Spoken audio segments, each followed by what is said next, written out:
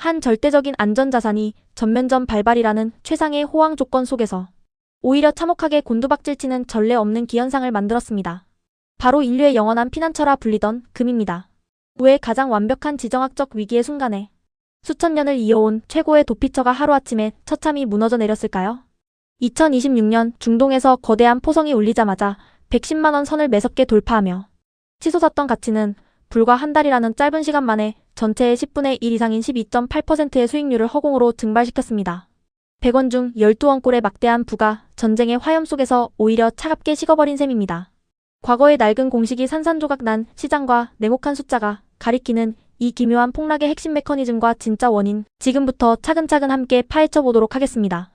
2026년 봄, 페르시아만 일대에서 시작된 군사적 충돌은 단숨에 전면전으로 비화하며 글로벌 경제의 공급망을 뒤흔들었습니다.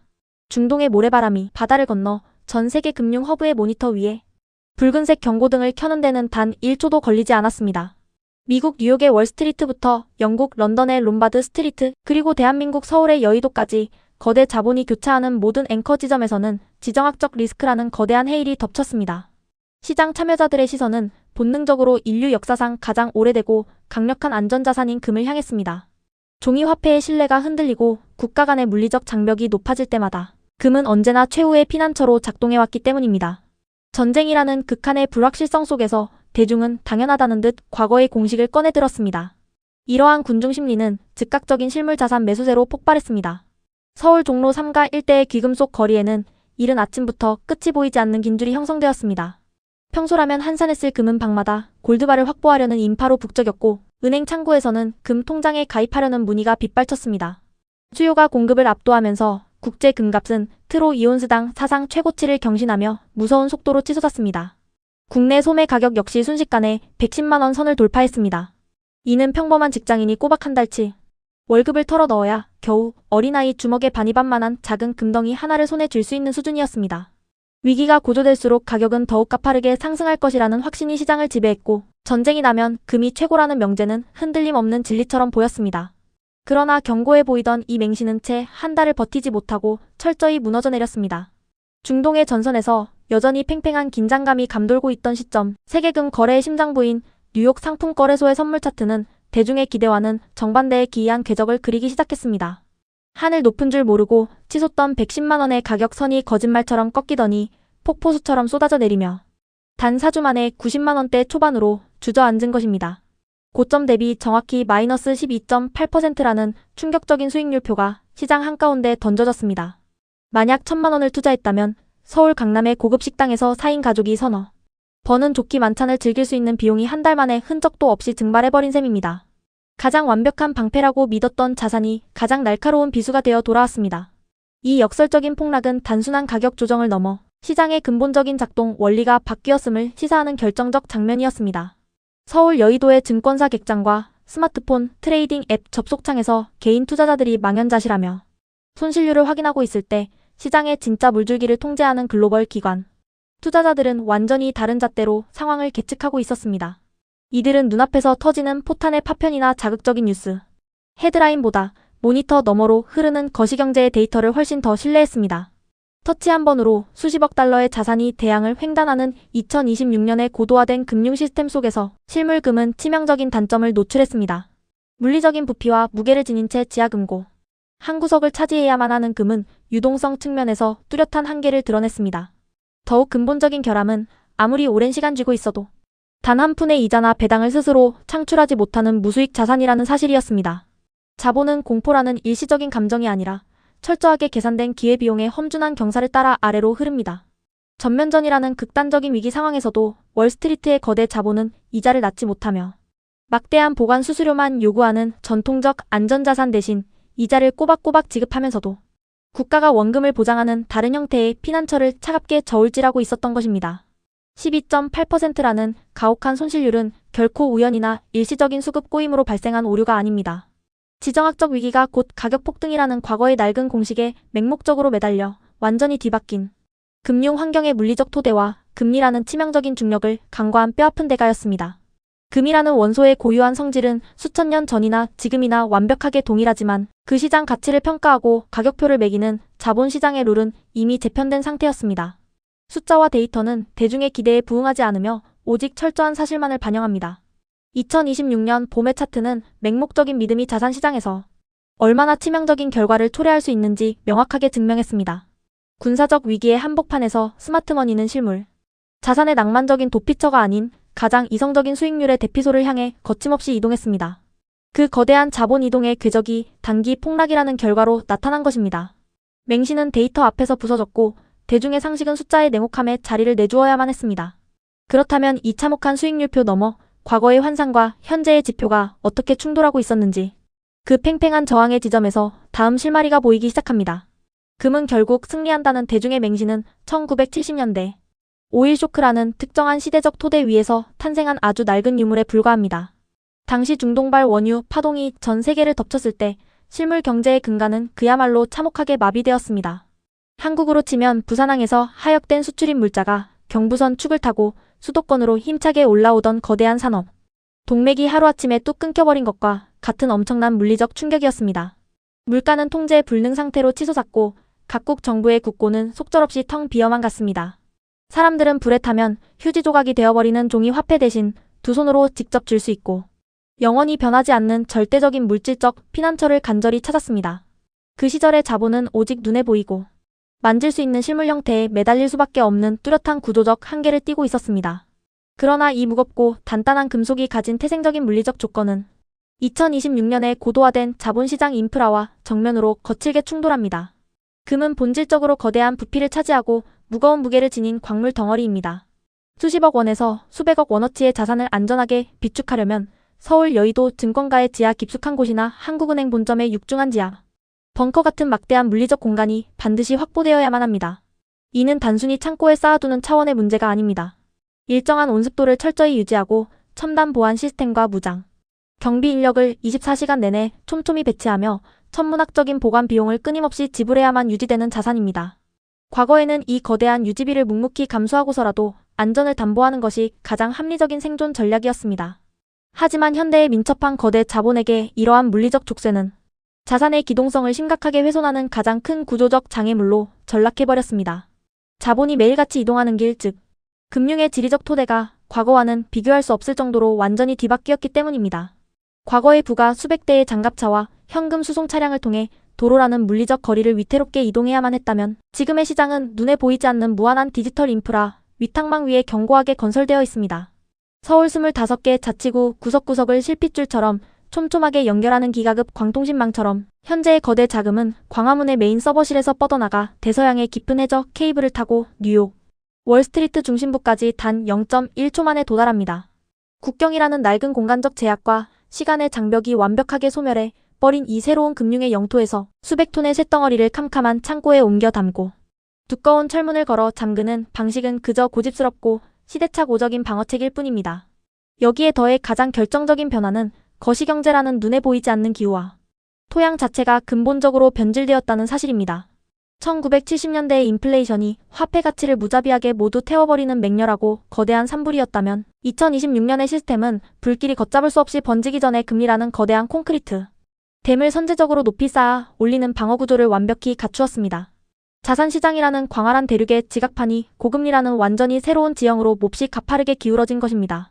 이자 수익을 스스로 낳지 못하는 차가운 금속 덩어리를 멍하니 쥐고 있는 것은 이자가 열리는 비옥한 토지를 바로 눈앞에 두고도 씨앗 하나 뿌리지 않은 채 메마른 바위산 동굴 속에 숨어있는 것과 같은 끔찍한 구조적 손실을 의미합니다. 물리적 한계와 완전히 뒤바뀐 지형의 경사면은 낡은 환상을 깨고 자본이 이동해야 할 진짜 방향을 날카롭게 가리키고 있었습니다. 왜 스마트머니가 피난처를 버리고 대거 이탈했는지 그 냉혹한 금리의 벼랑 끝에서 다음 실마리가 뚜렷하게 보입니다. 2026년 봄 워싱턴 D.C.의 연방준비제도 회의실에서 내려진 단 하나의 결정이 글로벌 자본의 거대한 물줄기를 완전히 비틀어버렸습니다. 중동의 짙은 전운 속에서도 미국의 중앙은행은 기준금리를 3.75%로 단호하게 묶어두는 선택을 내렸습니다. 이는 단순히 숫자를 고정하는 행위가 아니었습니다. 시장을 향해 달러라는 자산이 여전히 막강한 수익 창출 능력을 쥐고 있음을 선언한 냉혹한 신호였습니다. 한국의 평범한 직장인이 시중은행에 정기예금에 목돈을 넣을 때 가장 먼저 따져보는 것은 진짜 내 물가 상승분을 뺀 바로 실질금리입니다. 거대 자본을 굴리는 월스트리트의 기관 투자자들 역시 정확히 같은 계산기를 두드렸습니다. 명목금리에서 기대 인플레이션을 뺀 실질금리가 플러스 구간을 견고하게 유지하자 셈법은 너무나도 명확해졌습니다. 이자가 없는 금을 쥐고 있을 이유가 사라진 것입니다. 자본주의 생태계에서 금이 가진 가장 치명적인 약점은 스스로 단 한 푼의 새끼도 치지 못한다는 사실입니다. 금의 이자율은 언제나 제로입니다. 지정학적 위기가 닥쳤다고 해서 금괴가 스스로 분열하여 그 수를 늘려주지는 않습니다. 반면 미국 정부가 원금을 보장하는 단기 국채는 연 4%에 육박하는 든든한 이자를 꼬박꼬박 챙겨주고 있었습니다. 수백억 원을 투자했다면 1년 뒤 서울 외곽의 소형 아파트, 전세금 수준의 막대한 이자가 아무런 리스크 없이 통장에 꽂히는 구조입니다. 이 거대한 기회비용의 차이 앞에서 스마트머니는 낭만적인 피난처를 가차없이 버렸습니다. 캄캄한 지하 금고에 쇳덩어리를 쌓아두며 비싼 보관료를 지불하느니 터치 한 번으로 안전한 이자를 복리로 굴리는 채권 시장으로 자금을 거침없이 이동시켰습니다. 돈은 언제나 가장 춥고 배고픈 곳을 피해 가장 따뜻하고 배부른 곳으로 흐르기 마련입니다. 이러한 선택의 결과는 오랫동안 누적된 금융시장의 뼈대 위에서 아주 정확한 궤적을 그리며 나타났습니다.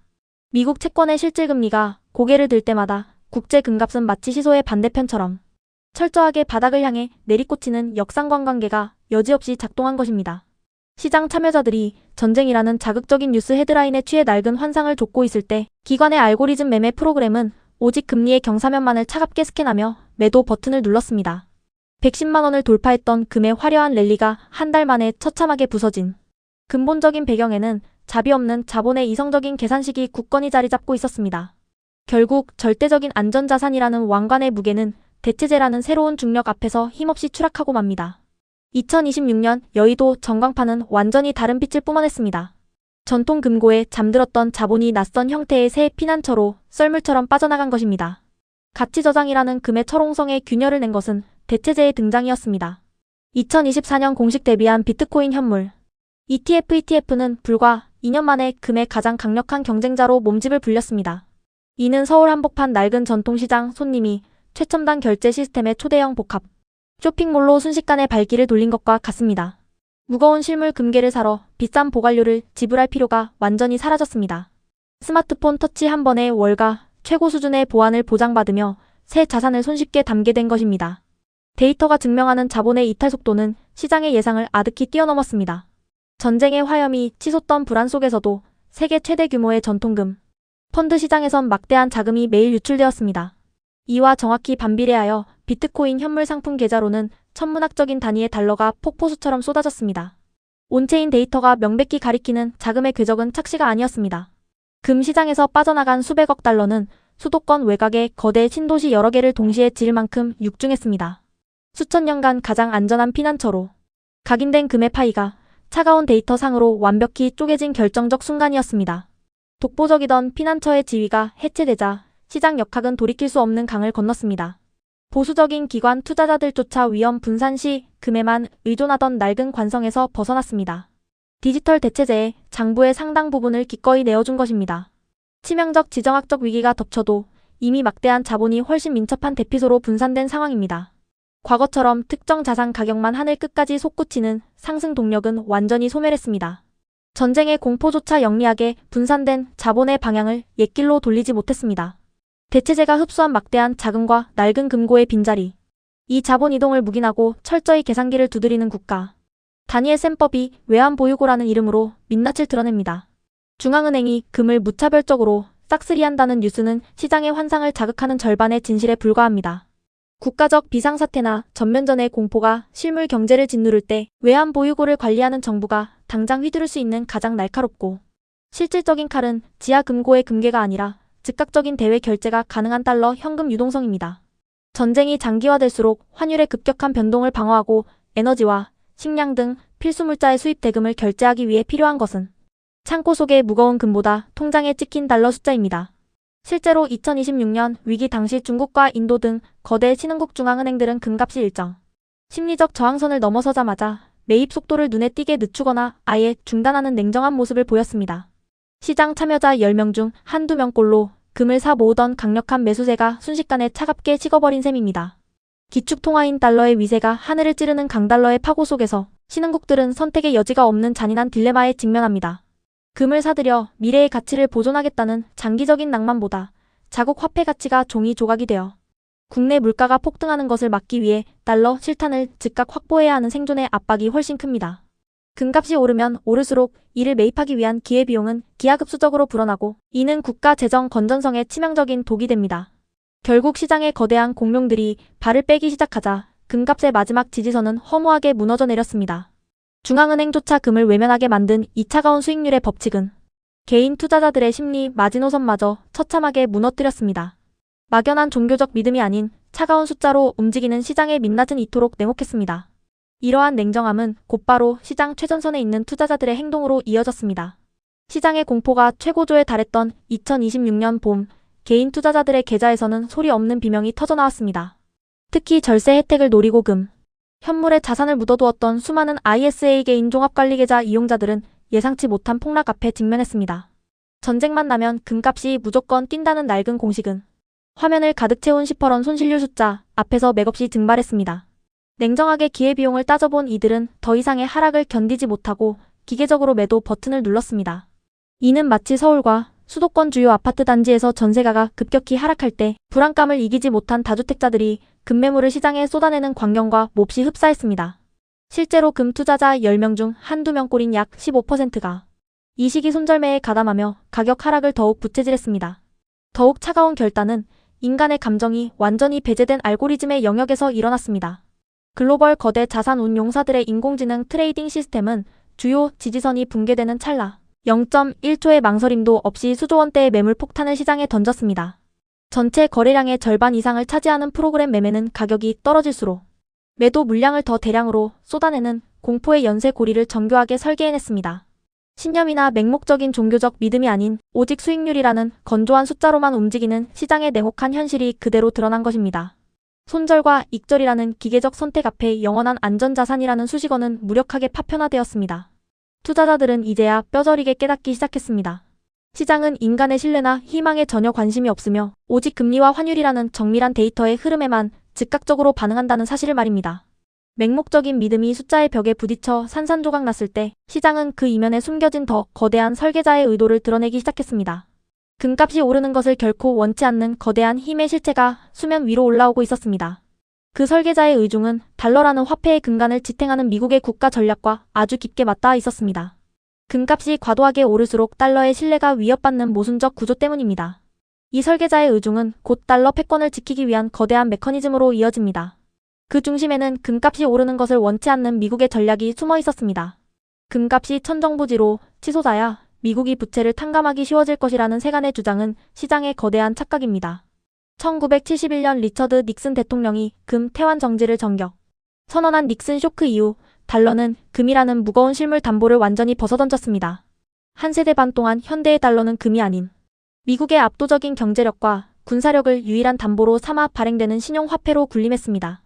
만약 금값이 통제 불능 상태로 폭등한다면 이는 곧 달러의 위상이 흔들리고 미국의 신용 시스템에 균열이 생겼다는 위험한 신호가 됩니다. 미국에게 금값의 고공행진은 자산 가치의 상승이 아니라 글로벌 금융 질서에 대한 패권적 위협입니다.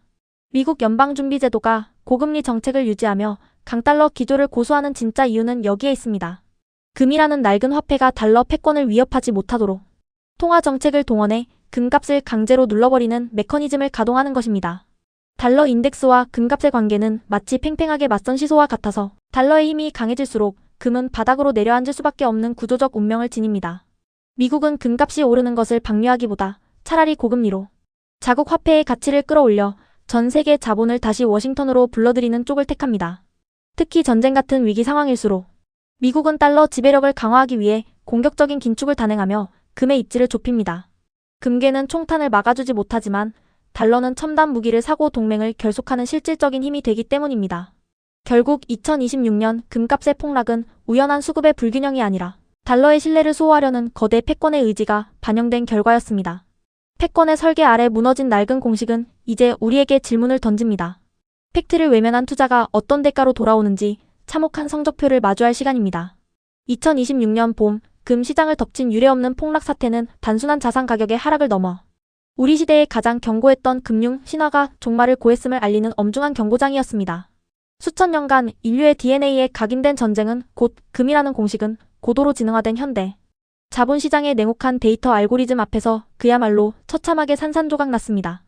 110만 원이라는 최고점을 밟았던 환호가 채 한 달도 지나지 않아 90만 원대의 절망으로 바뀐 과정은 낡은 관성에 매몰된 투자자가 치러야 할 대가가 얼마나 가혹한지를 극명하게 보여줍니다. 시장은 단 한 번도 투자자의 신념이나 과거의 영광에 자비를 베푼 적이 없으며 오직 현재 흐르는 금리와 환율, 그리고 새롭게 부상하는 대체재라는 차가운 숫자의 조합으로만 움직였습니다. 이번 사태를 통해 우리가 목격한 가장 뼈아픈 진실은 안전자산이라는 용어 자체가 가진 상대성입니다. 과거 1970년대 오일 쇼크 당시에는 실물금 외에는 불을 지킬 수단이 전무했던 물리적 한계의 시대였습니다. 하지만 2026년의 자본은 서울 광화문에서 뉴욕 월가까지 전용 광 케이블을 타고 찰나의 순간에 이동하며 이자가 한 푼도 없는 금괴보다는 연 4%에 육박하는 미국 국채의 확정, 수익을 훨씬 더 매력적인 대피소로 여겼습니다. 여기에 비트코인 현물 ETF라는 디지털 대체재의 등장은 금이 독점하던 가치, 저장의 권력을 완벽하게 분산시켰습니다. 마치 서울 도심의 낡은 재래시장이 최첨단 물류 시스템을 갖춘 대형 쇼핑몰에 밀려나듯 자본의 흐름은 더 편리하고 수익성이 높은 새로운 영토로 거침없이 물길을 돌렸습니다. 여기에 기축통화인 달러를 수호하려는 미국의 거대한 전략적 의지는 금값의 상승을 억누르는 강력한 보이지 않는 손으로 작동했습니다. 금값이 오르는 것은 곧 달러 시스템의 붕괴를 의미하기에 미국은 전쟁의 위기 속에서도 고금리라는 날카로운 창을 휘둘러 금의 가치를 매섭게 깎아내렸습니다. 이러한 거시적인 지각 변동을 외면한 채 금은 반드시 오를 것이라는 막연한 종교적 믿음에 매달렸던 이들은 결국 수익률 마이너스 12.8%라는 참혹한 성적표를 받아들어야만 했습니다. 이는 서울의 웬만한 아파트 한 채 값을 투자했을 때 중형차 한 대 가격이 단 몇 주 만에 허공으로 증발해 버린 것과 같은 막대한 타격입니다. 팩트를 이기려는 신념은 자산시장에서 가장 위험한 도박에 불과합니다. 결국 투자의 세계에서 가장 위험한 것은 위기 그 자체가 아니라 변화된 환경을 읽지 못하는 낡은 상식입니다. 금은 여전히 훌륭한 자산 포트폴리오의 일부분일 수 있지만 더 이상 모든 위험을 막아주는 무적의 방패는 아닙니다. 2026년의 데이터는 우리에게 명확한 교훈을 남겼습니다. 시장은 여러분의 간절한 소망이나 과거의 향수에 전혀 관심이 없습니다. 오직 실질금리의 향방, 달러의 위세, 그리고 자본의 이동 경로라는 냉정한 팩트만이 가격표를 결정할 뿐입니다. 지금 여러분의 포트폴리오를 채우고 있는 것은 검증된 데이터에 기반한 이성적인 판단입니까? 아니면 이미 유통기한이 지나버린 과거의 낡은 공식입니까? 숫자와 지표가 가리키는 방향을 거스르는 대가는 언제나 계좌의 파란 숫자로 증명됩니다. 2026년 금값 폭락의 기록은 맹목적인 믿음이 어떻게 자산을 갉아먹는지 보여주는 가장 생생한 역사적 사례로 남을 것입니다. 이제 우리는 낭만적인 안전자산의 환상에서 깨어나 차가운 숫자가 말하는 진실을 직시해야 합니다. 시장의 흐름을 결정짓는 보이지 않는 톱니다. 바퀴의 작동 원리를 이해하지 못한다면 다음 위기에서도 우리는 똑같은 실패를 반복하게 될 것입니다. 변화된 시대의 새로운 물리 법칙을 받아들이는 자만이 경랑의 시장에서 자신의 부를 온전히 지켜낼 수 있습니다. 시장은 신념이 아닌 데이터로 움직이며 낡은 공식에 매몰된 투자는 반드시 가혹한 대가를 치릅니다. 한국 역시 가계 자산의 상당수가 특정 실물 자산에 편중된 구조적 취약성을 안고 있는 만큼 변화된 글로벌 유동성 흐름을 읽지 못하면 국가적 차원의 자산 증발을 피할 수 없을 것입니다. 지금 당신의 투자 기준은 2026년의 냉혹한 팩트 위에 서 있습니까? 아니면 1970년대의 희미한 환상 속에 머물러 있습니까? 오늘 영상이 유익하고 재밌으셨다면 구독과 좋아요 부탁드리겠습니다. 영상 제작에 큰 힘이 됩니다. 다음 영상에서 뵙겠습니다.